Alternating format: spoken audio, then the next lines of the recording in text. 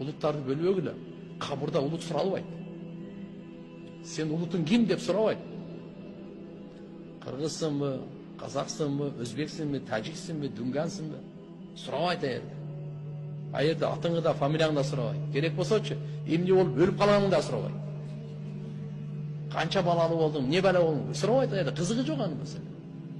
Аерде сен кулчулдугуңду сурайт. Адам, сен Аллах Таала канча кулчулдук кылып келдиң? Канча оңолуп, канча тазаланып келдиң? Ошон үчүн өзүң эр ойлосоң башкача эр ойнойт. Биз 2000 Кудайга шүгүр 2010-жылы, 90-жылы кандай деген тополоңдор, шайтандык тополоңдор болду.